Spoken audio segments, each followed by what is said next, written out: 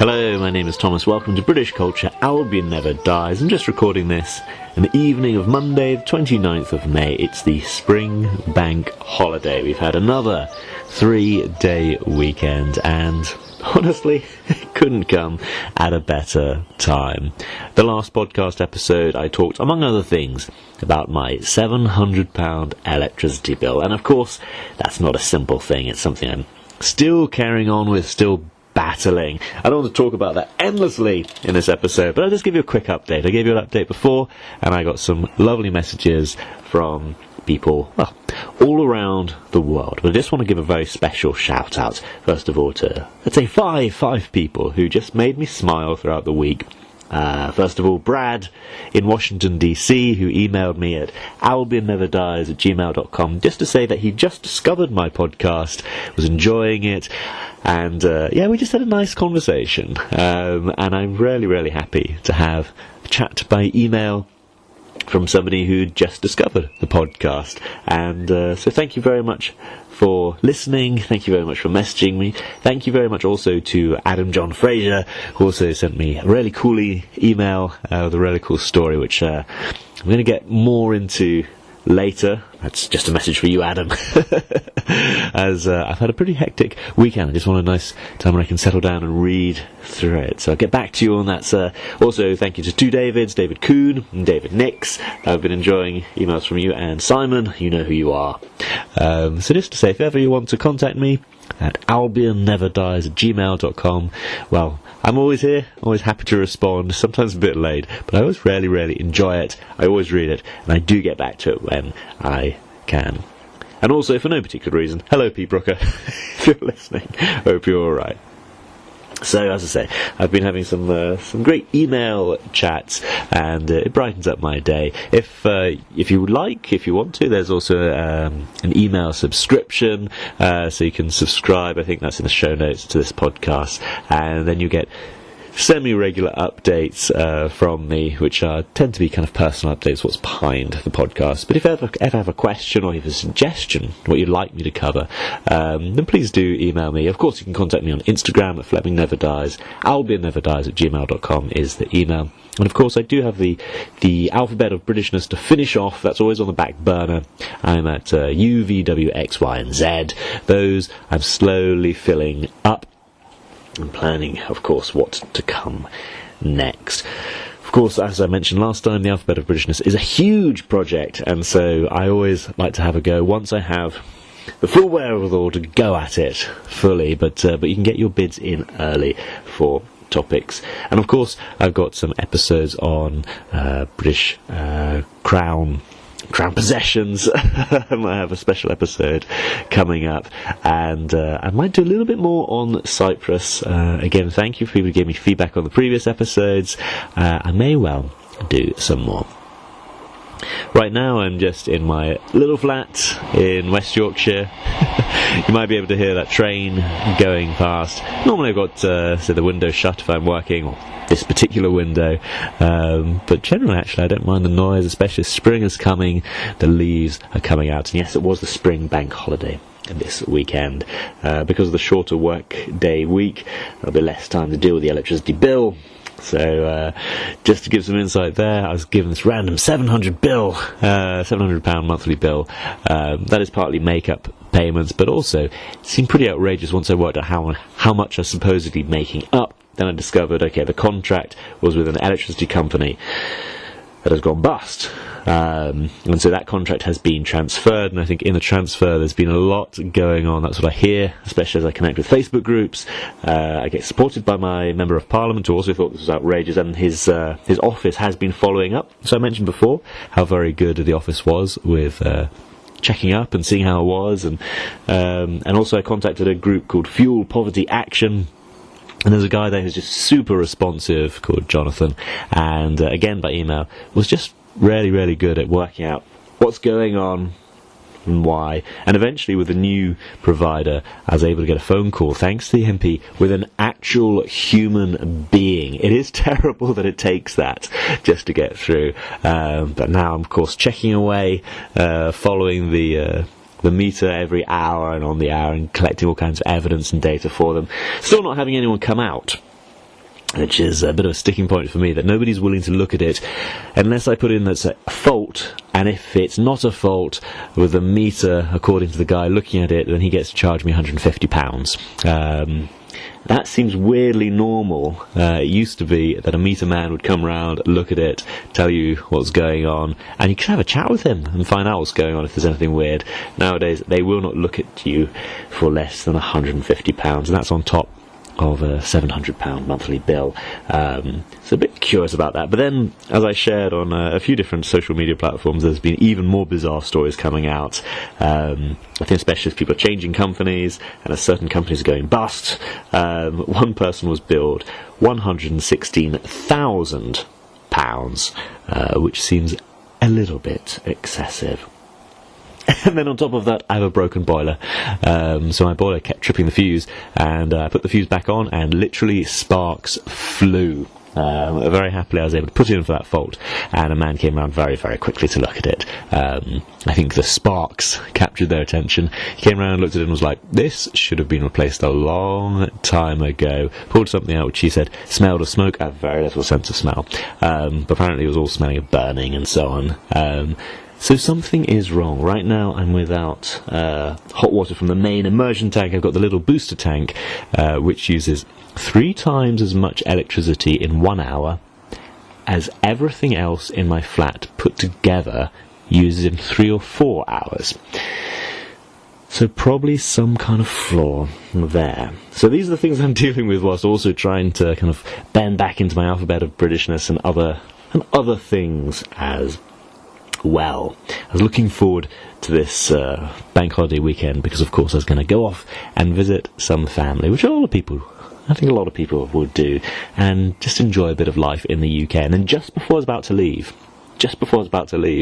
my housing agent rang me up and said, yeah, the guy you're renting from, he wants to sell. So you're going to have people coming around, looking at your flat, and he might sell it. So I don't know if my contract's going to be cancelled. Don't know how it's going to affect me, except for people coming around. So that'll be a new thing to deal with. So of course I'll be telling all of them about my £700 bill and about the boiler not being repaired because the owner hasn't given permission yet. He's been waiting on that one. So all that forms the background to me as I try and work out what is Britishness. And I think I've come across a fair few things. First of all, the use of public spaces that I've been really noticing on the bank holiday weekend. So towards the end of last week, I just went along to my local park.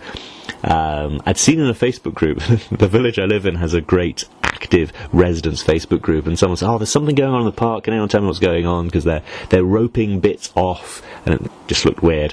And so I heard there was something to do with cycling, so I went along to my local park, and yeah, there was a huge number of kind of channels, runs, and maybe 100 cyclists. I mean, it was really hard to tell because they're all going along in these specific routes, going at great speed, and it just seemed endless. So I recorded a voice message to someone, and in a 1 minute voice message, they just didn't stop. They're just going and going and going. Cyclecross, I believe it's called, all along the park. And it was a fantastic event. I had no idea what was going on. I like cycling, I like mountain biking, I like road biking. I've done the UK coast to coast. There's 2 coast to coasts in the UK. One which is in the south. It's a bit longer, but it's all flat. I've done the northern one, which is going up the Pennines, which takes 2 days. I think at the top it is a mountain, technically, Hartside Mountain, I think. Someone will email me if I'm wrong, just fine. I had a typo in the title of the previous episode, which somebody pointed out to me very early on. I was able to resolve that, thank you. The person who pointed it out, because they caught it really early, I was able to fix it early.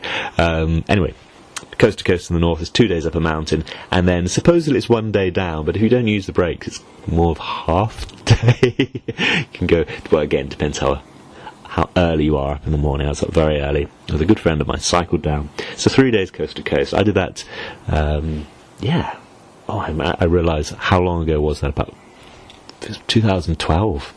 Yeah, more than a decade ago. It was good fun. I do like cycling, so I guess if I want to do something like that again, I better get on with this cyclocross. And then went over to Chester to visit some family, and early start, went out as I observed the park run. It's something I didn't know about.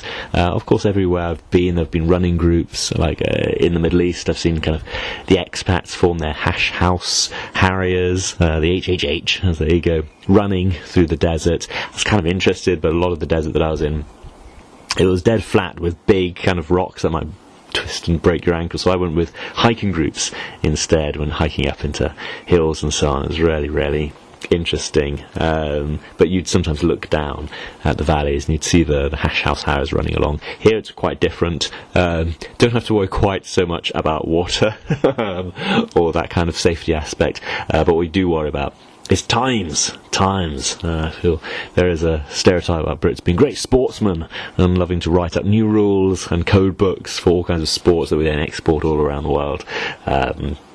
Cricket, football, soccer, rugby, even grass hockey, things like that. But this park run organisation seemed really interesting because people register, they get a barcode. As they start the run, the barcode gets scanned, they do their, I think, 5k, and then at the end it gets scanned, so then you can log on to an app and you can see where you are, and then you can also search through the app to see where all your mates are and compare times and averages and access all kinds of nerdy data.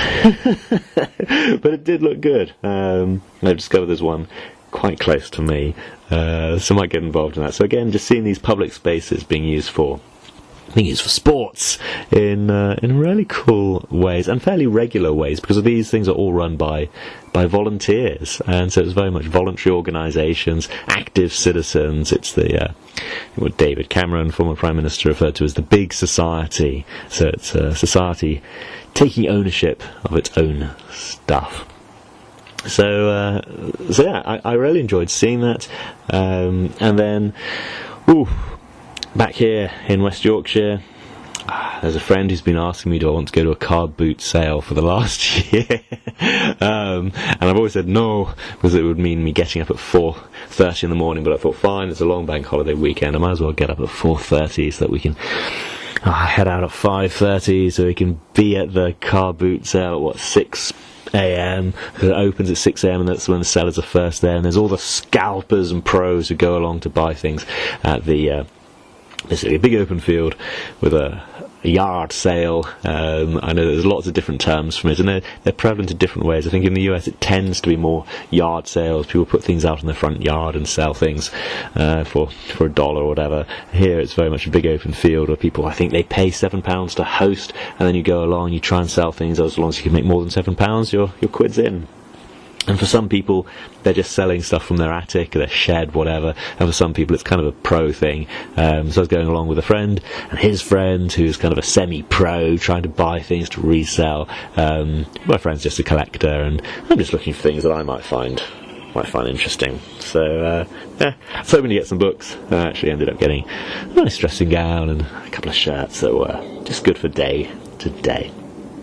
So yeah, car boot sales, that was a big part of my day to day, going around charity shops and things like that. Nice bank holiday activity. But again, it seemed very much like voluntary organisations and people just working together. And I do like it. When I was working in East Asia, there really wasn't the time for this, especially as I was in one of the mega cities, a city of, 14 million legally registered inhabitants, with many, many more, without doubt. Because migration, I was working in China, of course, and migration is heavily controlled. You can't just move to another city. You need all kinds of permits and residence, and then there's different tiers of whether you're registered to that city or whether you've got a permit to work there, but you're actually registered to another city.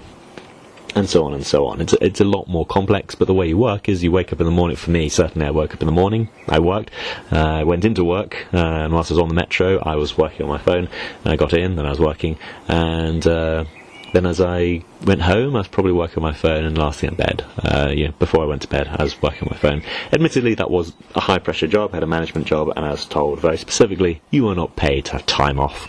And I was pushed, especially in 2020. But for some very understandable reasons. Whereas now I'm in a relatively regular 9-to-5 job, and I'm having to cope now with such a thing as work-life balance, which is more of a thing in Western Europe than it is in East Asia. But as I say, this kind of organisation, I'm involved with the cathedral as well. So these kind of organisations, civic organisations, are much, much bigger here and stronger here. And do lend credence to that term work-life balance. Of course, one way that I try and balance out my life is that I also have this podcast and my YouTube channel. So again, I just want to say a quick thank you to people who've been commenting on it. So thank you on Joe Darlington, Roland Hume and Alex Lammas, who you might know for his YouTube channel, which is Always Say Yes to Adventure. Of course, Roland Hume is the British novelist I've had on my channel before, and hopefully will again. And he has his channel about book commentary, and Joe Darlington, of course, is Mr. Being James Bond, and Being James Bond, you've got like Bond reviews, and you've got his book and his podcast, which I listened to for years. So these are great people to follow, but I also really appreciated them messaging me and commenting. As my last video was on Haworth 1940s weekend, I try and keep the channel. I tend to put something Bond from time to time and something non-Bond from time to time. I try and keep kind of a balance. Some of it's been tending towards a bit more Bond. I've had to create a new playlist, Smorgasbond, the smorgasbord of Bond videos. My favourite Sean Connery, my favourite George Lazenby. I think you see the theme of what might be coming up next. And then a few things like a location I went to and some drinks that I've tried, and the books. My favourite playlist of my own is probably the books that are in the James Bond house in No Time to Die. I just thought, that's a really cool house, and it's full of books, and I enjoy collecting books. So I just thought, well, I'll buy some of those and read it and see what they're like. There's been a lot of talk in the James Bond community about, tough times to be a Bond fan because there's not much new material coming out, and then there are some super luxury products coming out, but what's it like for the ordinary Bond fan? And there's been a lot of discussion around that. I hear it on podcasts, I hear people messaging me, I hear it, in just chat generally. If I chat to a Bond fan, then I'm hearing a lot of this, and it's kind of interesting because we're in the anniversary year of Casino Royale. And it was the Fleming's birthday the other day. The Raymond Benson book has just come out, so for literary Bond fans, you've got a new book, and there's a new Kim Sherwood book out that I haven't read, but I really, really like Raymond Benson's writing. And for me, I'm getting into, frankly, the paperback novel side of Bond stuff. So I did a review of a Raymond Benson book, The Facts of Death, which is all set about Cyprus, and of course I lived in Cyprus for 7 years, so it was interesting for me. I very rarely see Turkish Cyprus portrayed in any media, let alone the then president of Turkish Cyprus, who I met and he knew me. So that was an interesting one, but I'm finding more and more of these. I'm finding more of the Charlie Higson Young Bond books. I read the first one, which I thought was absolutely brilliant, and the continuation writers generally I found quite hit and miss. Charlie Higson I really like, and Raymond Benson, I read him for the first time on holiday and just thought it was a really, really good kind of holiday novel. And then honestly, I just watched a favourite Bond film the other night, having my vodka martini as I watched it, and I don't think it's necessarily tough times to be a Bond fan, because you've got the 25 films, you can make yourself a drink and watch them, and for new stuff, so it's new to me, are these old paperback novels that I'm picking up for £1 at car boot sales, funnily enough. So for me, there's plenty of new stuff, or at least it's new to me. There might not be a huge hype all around, but it's new to me, and I'm thoroughly enjoying it, and I'll be putting out more reviews, I'm sure. If you'd like to hear my reviews of Bond films and Bond stuff, just let me know. I can do it on this podcast, but I sometimes think that's a thing that's very well served elsewhere, so I occasionally put it on my YouTube just when I can give a bit more of a personal angle, or give a few factoids that I think make it a bit more interesting and a bit more fun. Like I say, I like to keep the variety going on both. What is it M says in Skyfall, for the sake of variety. So that's why you have a few episodes like this, last episode, this episode, where I might just be giving you a bit of a life update, let you know what's going on. You get more of that in the newsletter. Of course, I've got interviews coming up. So the previous interview, I think, was with Roland. I really enjoyed that. I have some more coming up. They've got some deep dives. And occasionally, when I'm able to, present some deep research that I've done. I think I need to do one more on Cyprus before starting a new series of anything, but I really want to hit that one on the head, the British Empire in Cyprus, and then see if you found that interesting. Send me a message, let me know. It's something that I can cover more, if that's something you're interested in, and if I hear a deafening silence, then I won't, but people have responded well to that, so that's why I carry on. I do requests, very definitely, and I'm very glad that I'm able to. So, I shall draw this to an end, a bit of a life update between my electricity and the boiler, which I know is gripping stuff. Thank yous to those who are reaching out to me. Hopefully, if the flat that I'm renting gets sold, hopefully I won't get evicted. We'll see. I've got some backup plans.